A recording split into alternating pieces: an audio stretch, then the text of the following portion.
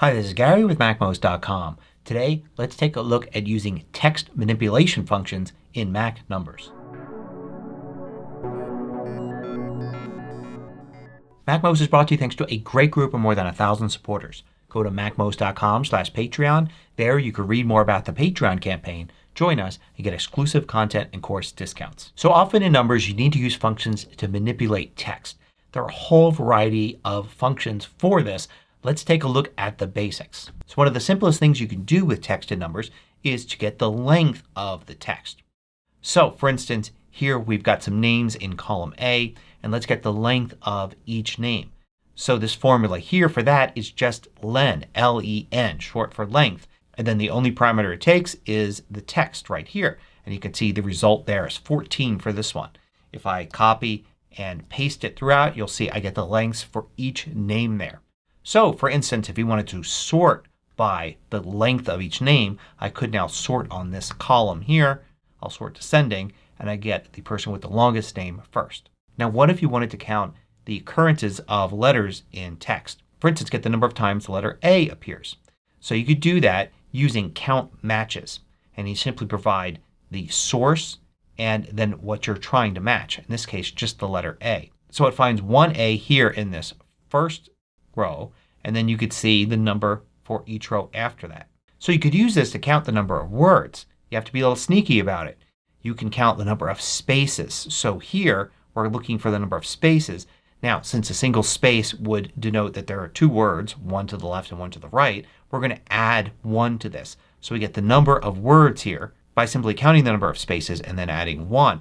In this case all of these just contain two words. Now one thing you may need to do with text is to concatenate it. In other words, to combine or merge pieces of text together. And you could do it in one of two ways. We've got a name here and then a group letter. So if we wanted to combine it to create sentences like name is in group and then the group letter with a period after it, we can do it using the concatenate function.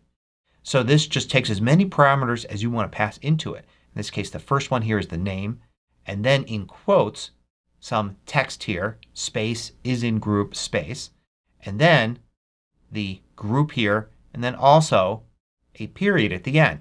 And this concatenates all four pieces of text together to give you this. But in most cases you don't need to use the function concatenate. You can use the ampersand character.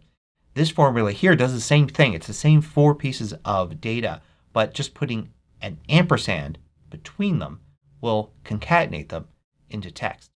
So what if you want to see if text contains a letter or several letters? Well, you can do this in a few ways. One is to use COUNTMATCHES. And COUNTMATCHES will take the source and then whatever it is you want to search for and then it will return the number of matches. So if I were to paste this in here I could see a lot of zeros and a few ones, even a 2 down here where the AN characters are repeated twice. Now if your goal is to actually see whether those characters are there or not, then you want a true/false answer, not a 0 or 1. And you could do this a variety of ways.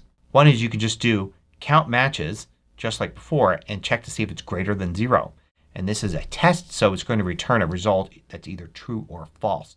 So it doesn't matter if they're 1 or 2. It's just going to be true. Now you can use two different functions as well. One is find. So find looks like this. It'll search for something in the source and then it will return the position. In this case it finds A and N starting at the third character. Now if I were to select this and paste it, you're going to see a lot of error messages here because it can't find that set of characters at all here. So it gives you an error. So what you can do is surround this with is error like that. And then that will give you a true or false. Unfortunately it's kind of the opposite. It's going to give you a true when it doesn't find it because it's telling you true. There is an error here. So we can surround this with not. And this is pretty common to use. Not is error like this. And now we get true and false depending upon whether it finds a thing it's looking for.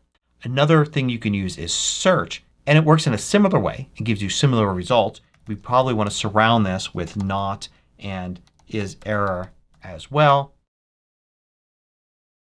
And then we can paste this in here. If we look at the help for find, you can see find is simply returning the starting position of one string in another. Search ignores case and allows wildcards. So it's a little more versatile. Now what if you want to deal with substrings? you can use left, right, and mid to get some simple substrings. For instance, left with the source and then comma 3 gives you the 3 characters to the left. Right will give you the same thing but to the right. Mid allows you to have 2 parameters. The starting position and how many characters to return. So we have 5, 3 here. It's going to grab from character 5 3 characters. In this case space, M, and I. So if I were to copy and paste these, you could see how it handles the different situations here. Now what if you wanted to get the first word? In other words, everything up to the first space. Well, you could do that by using left, getting the same source, and then using search and searching for a space. It's going to give you the position of the first space. So now we get the first name here. As a matter of fact, the space is actually 1 character too far over. So we can subtract 1 and that way there's no extra space here at the end. Now you can do the same thing from the last space using mid and searching. Probably want to add 1 here to go 1 past the space. And then say give me 99 characters because no last name is going to be that long. And then we get the last name looking for that space there. There are also some other ways to do this. You can use text before, text after, and text between. So you can simply use text before the space or text after the space or text between. In this case I'm looking for everything between a space and the letter O to get a result. Now regular expressions make text functions so much more powerful. But regular expressions are pretty difficult to use. There are entire thick books on just using regular expressions. And the people that use regular expressions most are usually programmers. They're pretty complex. But here's some simple examples. Let's say you want to count the number of words in here. You can use COUNTMATCHES looking in the text and then do a regular expression, and this will look for groups of characters that are in words. In other words, not white space, not spaces, commas, periods, things like that. So when it finds these groups it will put them together as a match and it's going to count the number of matches. So I'm going to get 2 here. If I paste into everything I get 2's for everything except a 3 here because there's a hyphen which also is not a word character. It's not a letter. A simpler example is counting only letters. So I can count matches and I'm going to look for a regular expression that is any one of these. The letters A to Z capital, the letters A to Z lowercase. And with brackets around them showing just 1 character that matches this pattern. So I get 13 here because there are 13 characters that match this pattern.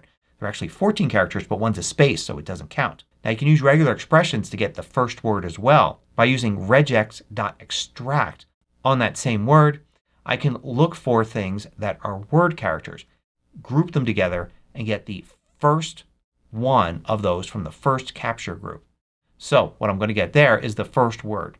In this case the first name. And then I could do the same thing with the second word by simply looking for the second item in the group. Now let's say I wanted to get everything between 2 letters but the letters were sometimes different. Like maybe they were vowels.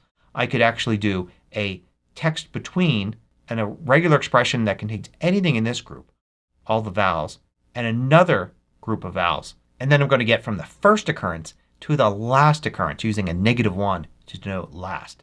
So I get everything between the first and last vowels. Now what if you want to replace text?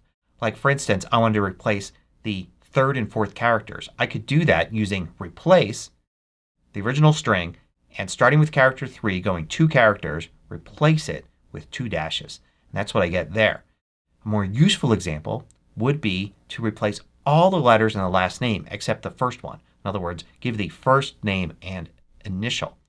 So in this case I'm going to search for the first occurrence of space and then add 2 to that.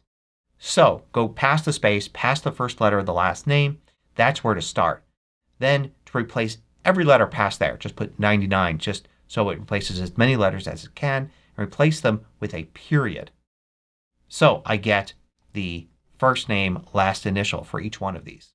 You can also substitute letters. So a very simple example, substitute every letter A with a bullet character there. So you can see what I get there.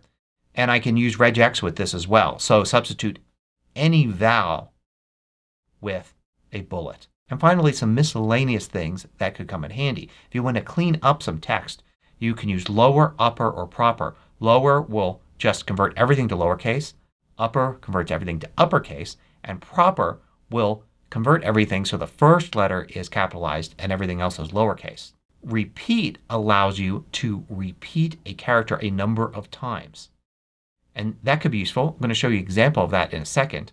Trim is very useful for cleaning things up because it gets rid of white space to the left or right. So for instance, if the name here was from some data that wasn't very clean and I had a bunch of spaces in front of it, you can see the spaces are here, here, and here. But trim actually got rid of those spaces. Here's an example where you could use repeat. Here it's just repeating 7 times. But what if instead of 7 I use the value that was in this column? So it's going to repeat once for this one here, but 5 for this one. So you could actually kind of get a little graph here inside of the number spreadsheet and see which values are large and which are small. So those are all the building blocks. Those are all the basic things that you can do with text in numbers. Hopefully you could take those, combine them, and use them in different ways to get the results you want in your spreadsheet project. Thanks for watching. If you liked this video, click the thumbs up button below to let me know. I publish new tutorials each weekday. Hit the subscribe button so you don't miss out.